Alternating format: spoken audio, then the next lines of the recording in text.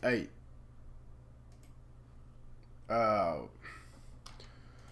I'm gonna donk out right here. I'm gonna value bet my mid-pair. I'm gonna fold that garbage.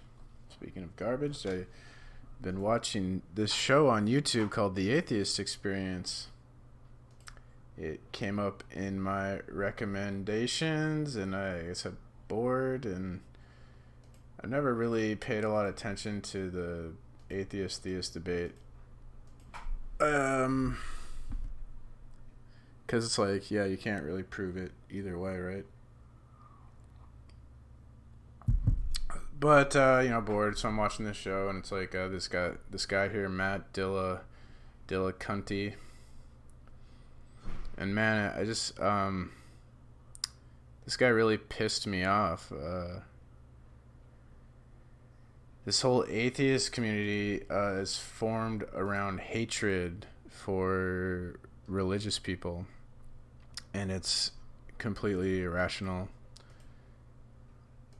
They haven't really they think they're skeptics, but they're not really skeptical of their own positions. And these are the type of people that believe being open-minded and a free thinker means agreeing with exactly all of their fucking opinions, pretty much.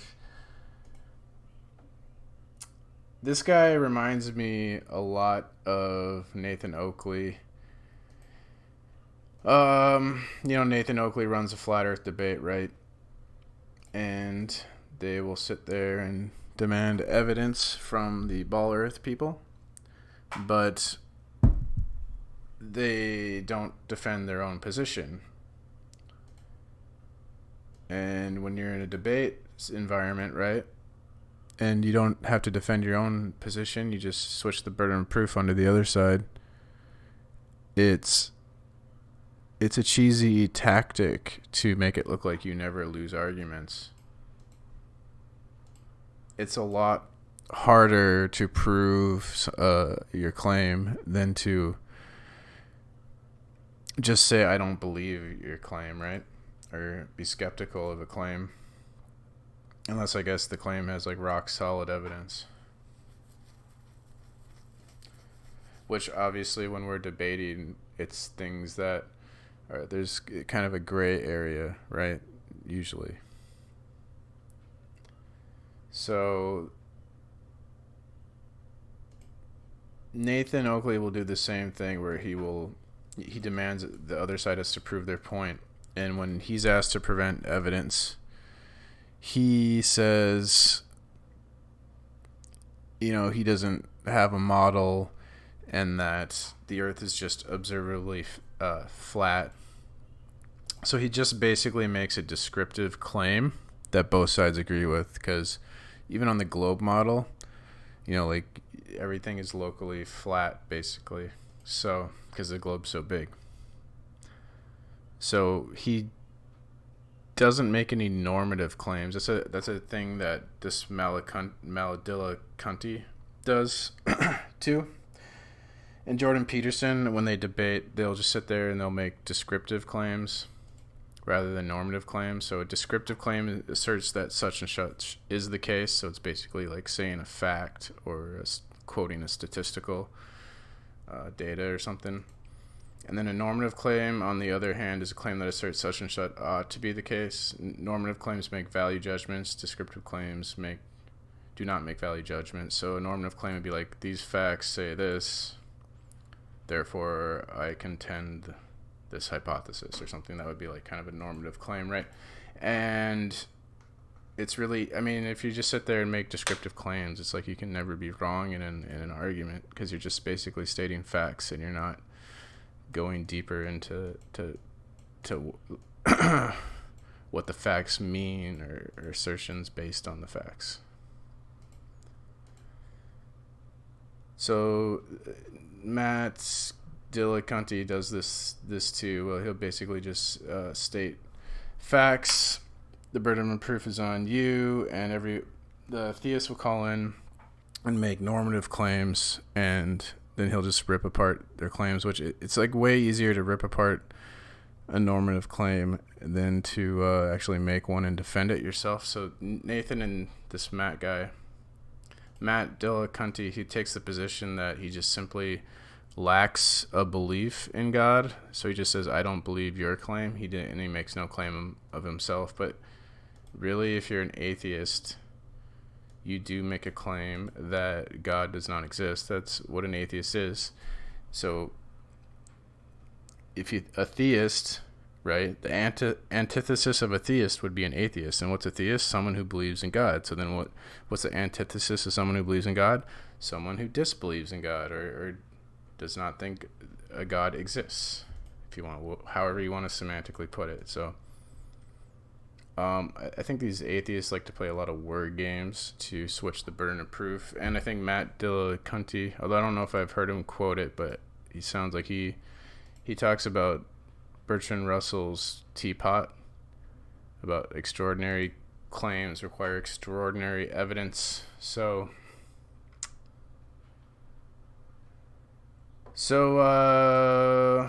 that's the teapot.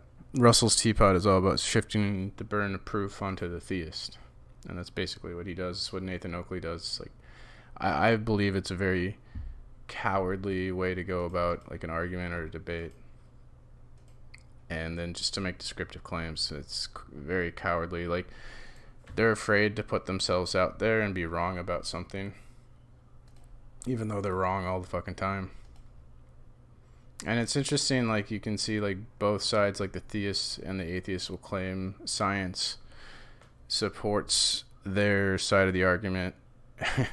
And that's why it's, like, science is kind of stupid, because that's how it works, really. Like, a lot of these debates, like, both sides want to think that science supports their side, because we're currently in, the scientific dictatorship, which I talk about, and people think that science and facts it's like worshipped according to Jacques Ellul and put in higher esteem than philosophy, for example, or something. But I think when we're talking about the existence or non-existence of God, it's more of a philosophical question rather than a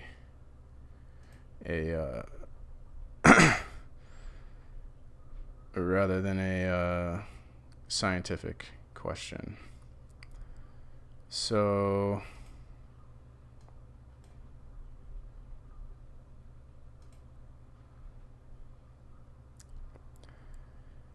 I think it comes down to like basically how you want to interpret the evidence, right? It's like this zebra argument where you look at a zebra, right? And we could debate whether the zebra is a black horse with white stripes or a white horse with black stripes, right? Like both could be true. It's kind of like how you want to look at things. You know, you can always like phrase something to sound terrible. Like you could say playing the violin is just rubbing cat intestine on horse hairs. You know, just make it. You can make anything sound terrible. It's glasses half full or glasses half empty. And I think the same thing applies to the existence of God. You know, here we have arguments for the existence of God. I feel like Matt Dillahunty can refute every one, right, and point out the fallacies and the inconsistency in these arguments. And we have arguments for atheism. So, you know, both sides, they have arguments that support either side. And I don't really think one is necessarily superior to the other. So basically it comes down to like, do you want to see it as a black horse with white stripes or a white horse with black stripes, right? It's kind of like you can just choose your own philosophy of what you want. So I would pose the question to Matt Dillahunty, like, why would you want to live in a universe without a God? It's weird. These people seem to have this hatred for God. In fact, I went into his, I saw he was live. This channel was live, the Atheist Experience, and they had 5,000 people watching. Pretty impressive. He's basically doing what Nathan Oakley does and treating callers like shit and mocking people and all this stuff. So, yeah, it's a community of hate. I noticed that when callers would bring up other atheists, Matt Dillahunty would typically not like, well, I didn't watch a lot, but he didn't like other atheists. He's called this other atheist guy a piece of shit. And it's what these atheists, they're a community of people that hate Christians, but then you remove the Christians and these people just hate each other. It's not a way to like bond over a hatred of something like that. So I think Christianity is better in that aspect too. But yeah, basically it comes down to a choice. Like, why would you want to live in a world without a God when, I mean, you could easily believe there is a God. I mean, I would personally, I guess, rather live in a universe with a God. Maybe he can't come to grips with the fact that like bad things happen and God would allow bad things to happen or something. So he hates God for letting bad things happen and has to deny it or something. That could be what's going on. But yeah, this is basically a repeat of a video I made earlier that got blocked because I played a song. So I'm playing this video again, uploading this video again, and anything else I want to talk about? Well, I was going to say that I understand why these people, like, there's a lot of atheists, because I think, you know, I've been doing the videos on Carl Jung, which he talks about that religion is part of our subconscious, and Jacques Ellul, who talks about how, you know, science and modern man worships facts and statistics and changes, you know, his ideas based on the facts.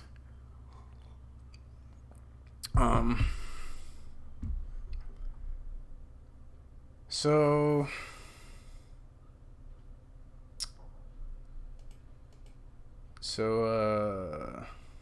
shit, what was I gonna say? Oh yeah, I think they're using propaganda to break people away from Christianity, and it's been going on a long time, like with the Beatles, when the big thing was like the Beatles said they were more popular than Jesus.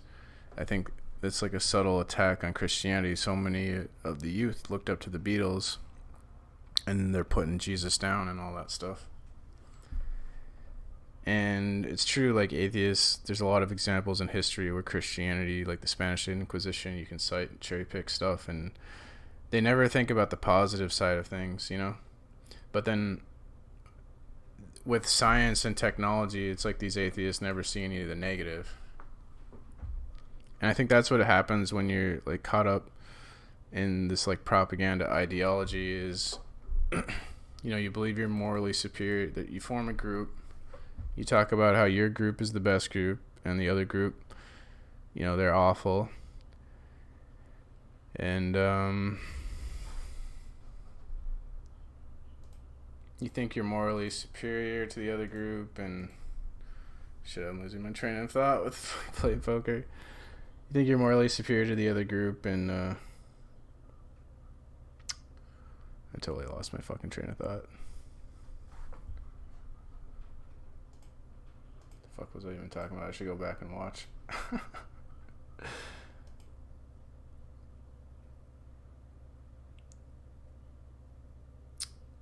Oh, okay, yeah, okay. So I was saying, you see, you can like, you look at everything with your bias and rose tinted glasses, right? And you see as your group can do no wrong, kind of. And although he does call atheists, other atheists, piece of shit, but you like see no wrong with your side of the argument, and you look at like the theist side, and you're like, oh, it's just, you see all the things wrong, and you can't see any of the positives, because you're like in this mindset that like, you're correct. And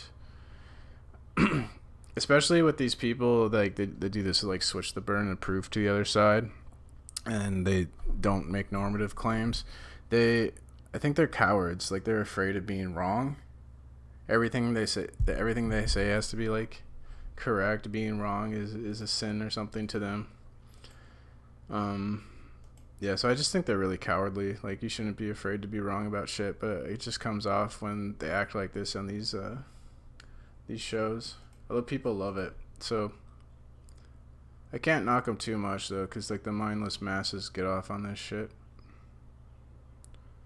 Definitely more popular than me.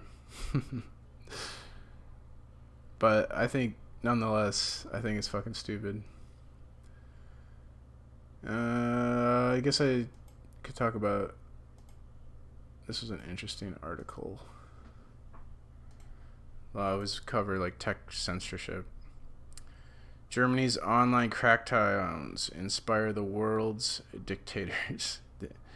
An anti-hate speech law written in Berlin has been copy-pasted by authoritarian regimes from Krakow to Moscow. Krakow. Probably pronounced that wrong. The German government has responded to recent spat of right-wing extremist violence with a commitment to enact tough new measures against online hate speech. These would expand Germany's existing efforts along these lines, but seemingly without any consideration of the pernicious efforts they've already had around the world. As our new report shows, Germany's ongoing crackdown of online speech has been closely watched and copied by authoritarian governments eager to curb political dissent.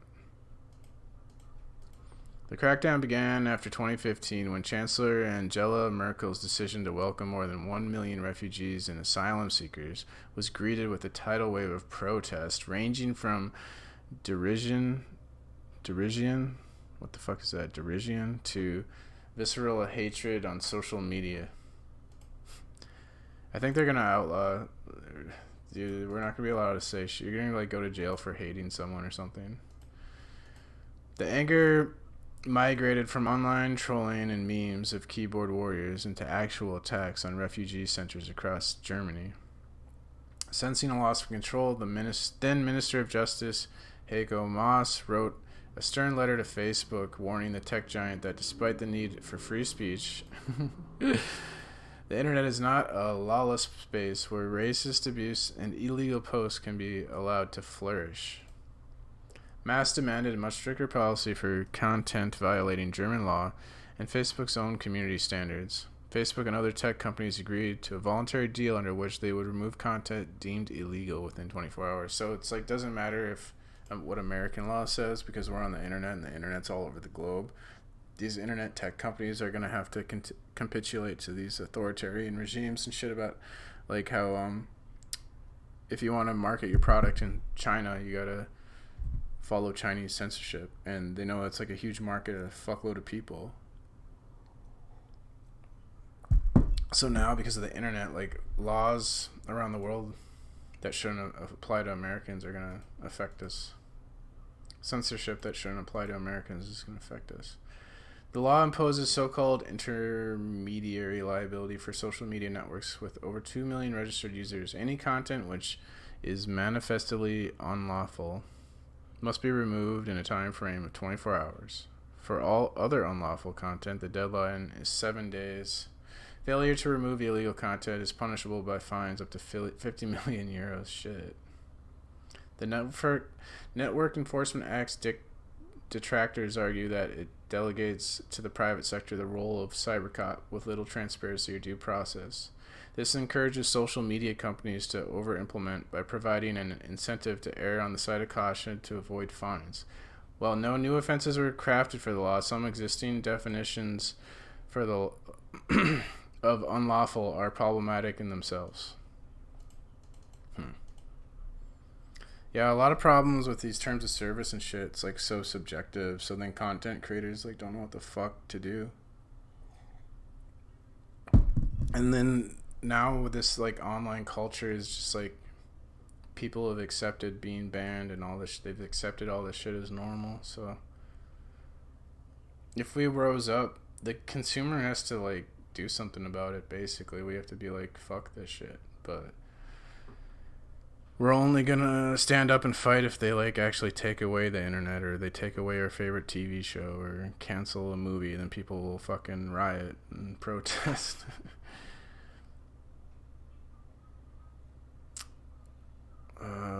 This includes most glaringly the Germans' approach to the offense of defamation of religions, which violates international human rights standards, the Jewish stuff, right? Article 19 of the International Covenant on Civil and Political Rights guarantees freedom of expression, including the freedom to seek, receive, and impart information and ideas of all kinds, regardless of frontiers. In 2018, the United Nations independent expert on freedom of expression expressed concern about the new act and other state-imposed models of intermediary liability as potential violations of Article 19. You guys want to see what the censorship and stuff's going to be like? Watch the movie The Others. I wish I could play the trailer, but that's a good movie to watch. I might be able to play the trailer, but then I don't want to get this shit blocked again and have to do it all over again. So yeah, I probably won't be able to say what you want to say on the internet for very much longer. So yeah, say what you want now, faggots.